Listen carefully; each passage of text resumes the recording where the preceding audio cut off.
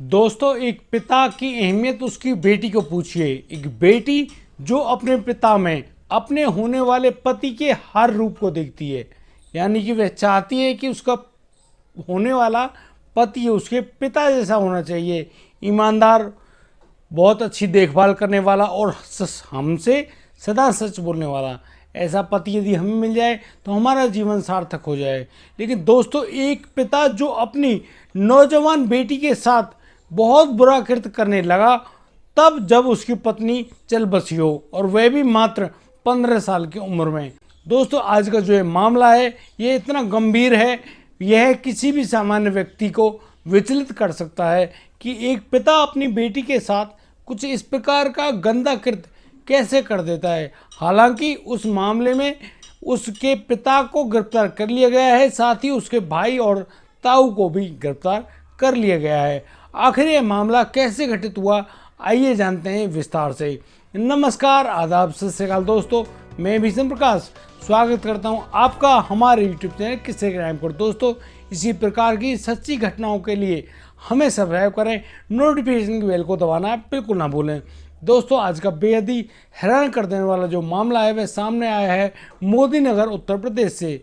जी हाँ दोस्तों, वही मोदी नगर जो कि कपड़ा बनाने के मामले में काफ़ी समय पहले बहुत ज़्यादा प्रसिद्ध हुआ करता था।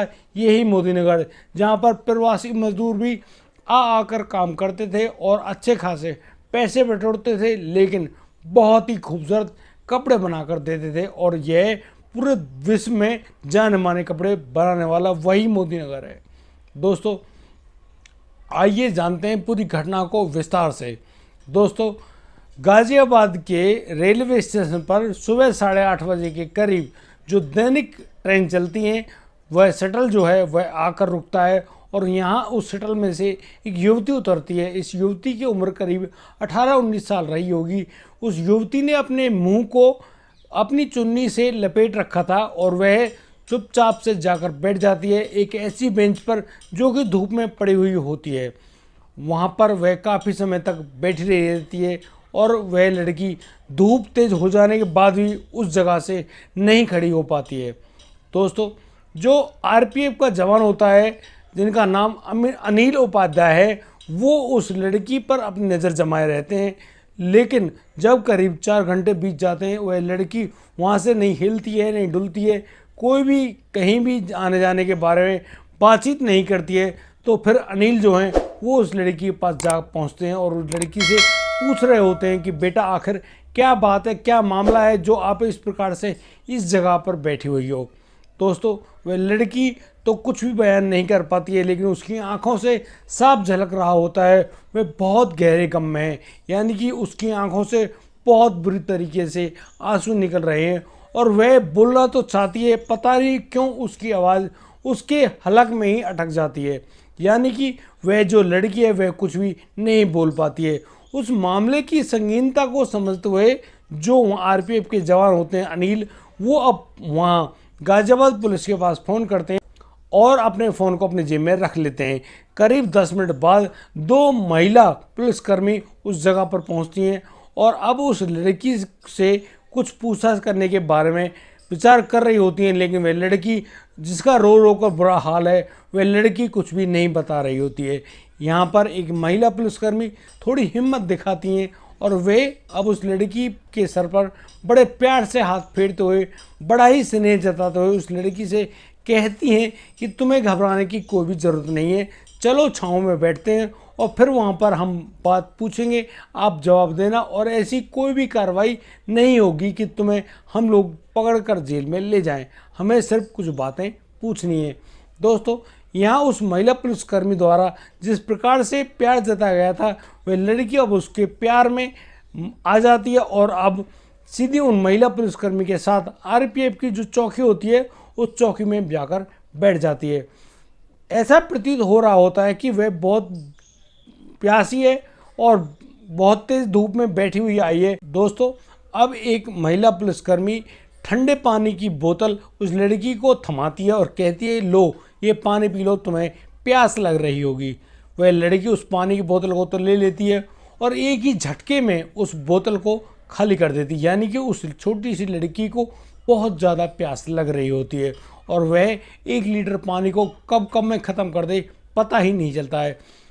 पानी पीने के बाद वह लड़की बड़ी गंभीरता से लंबे लंबे सांस लेती है और अब यह प्रतीत हो रहा होता है कि अब वह लड़की थोड़ी सुख शांति में है। करीब 2 मिनट बाद महिला पुलिसकर्मी अब उस लड़की से उसके बारे में पूछताछ करने में जुट जाती हैं और उस लड़की से पूछ रही होती हैं कि तुम कहाँ से आई हो, कैसे हालात से आई हो, कौन हो, हमें इसके बारे में, अपने बारे में ज़रूर हमें बताइए। आखिर ऐसा क्या मामला है जिसकी वजह से तुम इतनी परेशान हो, इतनी बुरी तरीके से दुखी हो, हमें इसके बारे में अब इसे बताइए। हो सकता है हम आपके इस मामले को सुलझा दें। और वह जो लड़की है वह अब उस महिला पुलिसकर्मी के सीने से जा लगती है और बड़ी बुरी तरीके से सिसक कर बोलने लगती है, लेकिन अब उससे बोला भी नहीं जा रहा होता है। अब महिला पुलिसकर्मी उसका ढाढ़स बताते हैं और उससे कहते हैं कि बेटा, यदि तुम्हारे साथ कुछ बुरा हुआ है तो हमें इसके बारे में अब बताइए और हम आपको पूरा वादा करते हैं कि कानून से उस गलत आदमी जिसने तुम्हारे साथ बुरा किया है, चाहे वो महिला है या कोई पुरुष है, उसको सजा अवश्य मिलेगी। यहाँ पर वह लड़की अब बोल रही होती है कि सन 2019 में उसकी माँ की मौत हो जाती है एक गंभीर बीमारी के कारण। वह अपने घर में अपनी माता पिता, भाई और ताऊ के साथ रहते हैं। वह रहने वाली प्रताप कॉलोनी मोदीनगर की है और इसी जगह पर यहाँ पर वह अपने माता पिता के साथ घर में रहती है। 2019 में गंभीर बीमारी के कारण उसकी माँ की हो जाती है मौत और उसकी माँ के मौत के करीब 15 दिन बाद ही उसका पिता एक दिन शराब पीकर आ रहा होता है और आते ही घर में उस लड़की के नाम से उसको पुकार और उस लड़की से खाना मांगता है। अब वह लड़की खड़ी हो जाती है और अपने पिता के लिए खाना लेकर आती है। दोस्तों, शराब पिए हुआ उसका पिता अब उस लड़की के हाथ से खाने को लेकर तो पटक देता है एक साइड में और अब उस 15 साल की लड़की को दबोच लेता है और अब उस लड़की के साथ दुष्कर्म करने जैसी प्रक्रिया को अंजाम दे रहा होता है। यहाँ पर वह लड़की बहुत ज़्यादा विरोध करती है अपने पिता का, लेकिन उसका पिता जो कि एक आदमी है वह उस लड़की के साथ बहुत ज़बरदस्त मारपीट करता है और उस लड़की के साथ ज़बरदस्ती शारीरिक संबंध बनाता है। जैसे तैसे वह लड़की चुप होती है और अब वह कमरे में बंद कर दी जाती है उसके पिता द्वारा। दोस्तों, अब हर तीसरे दिन का यही सिलसिला बन गया था उसके पिता का। उसका पिता रोज़ाना शाम को शराब पीकर आता और फिर उस लड़की के साथ शारीरिक संबंध बनाता और इसी प्रकार के शारीरिक संबंधों के चलते हुए वह लड़की 3 बार गर्भवती भी हो गई और गर्भवती होने पर उस लड़की का 3 बार गर्भपात भी करवा दिया उसी वैसी दरिंदे बाप ने। दोस्तों, उस लड़की को घर से बाहर निकलने की कोई भी अनुमति नहीं थी और वह जो लड़की है वह दिन भर रात भर उस कमरे में ही बंद रहती। एक दिन मौका मिलने पर उस लड़की ने अपने ताऊ, अपने भाई को जब इस घटना के बारे में बताया तो उसके ताऊ और भाई ने उसको ही झुठला दिया और कहा कि तुम झूठ बोल रही हो, तुम्हारा बाप तुम्हारे साथ इस प्रकार का कोई भी कांड नहीं कर सकता है, तुम इस प्रकार के अनर्गल आरोप मत लगाया करो। वह लड़की और भी ज़्यादा दुखी हो जाती है। अब वह लगातार डिप्रेशन का शिकार होती जा रही थी। वह किसी से कोई बातचीत नहीं करती थी।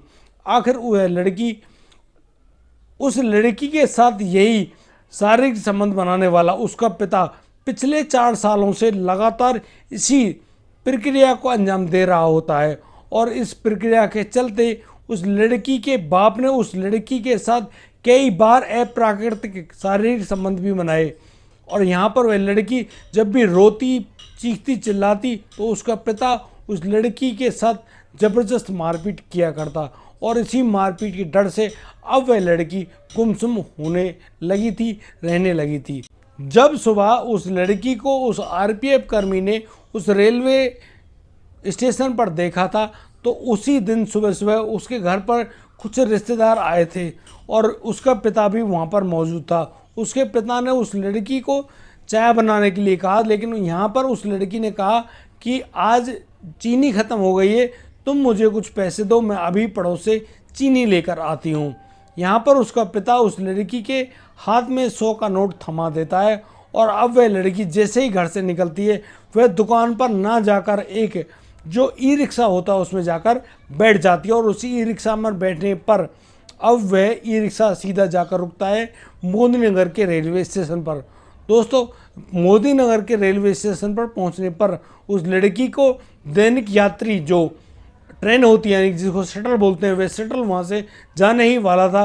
वह लड़की उस शटल में जाकर बैठ जाती है और फिर वहाँ से निकल पड़ती है। वह गाड़ी अब सीधी पहुँचती है गाज़ियाबाद। तो गाज़ियाबाद में वह लड़की उतर जाती है क्योंकि वह बहुत ज़्यादा डिप्रेशन का शिकार हो गई थी। उसको नहीं मालूम था कि वह अब कहाँ पर जाए, किसके पास जाए, क्योंकि उसके पिता ने उसके पास सभी प्रकार की सुविधाएं ख़त्म कर दी थी। यानी कि उस लड़की के पास कोई फ़ोन वगैरह नहीं होता था और वह लड़की लगातार शारीरिक संबंध बनाने का शिकार हो रही थी, वह भी उसके अपने सगे बाप द्वारा ही। वह लड़की अब इतना कहते ही बहुत बुरी तरीके से फूट फूट कर रोने लगती है। जब उस लड़की से उसका पता लिया जाता है तो वह लड़की पूरा पता बता देती है और अब वही जो आरपीएफ पुलिसकर्मी है यानी कि अनिल उपाध्याय, वो अब उन महिला पुलिसकर्मियों को साथ लेकर उस लड़की को भी अपने साथ बिठाकर गाड़ी को लेकर सीधे पहुंचते हैं मोदी नगर और मोदी नगर जाकर उस लड़की द्वारा बताए गए उसके पते पर पहुंचा जाता है और उसके पिता को घर से ही गिरफ्तार कर लिया जाता है। यहाँ उसके पिता के साथ साथ उसके ताऊ और उसके भाई को भी गिरफ्तार कर लाती है पुलिस, क्योंकि उन लोगों ने उस लड़की के बार बार बताने पर भी उस लड़की की कोई सुनवाई नहीं की थी।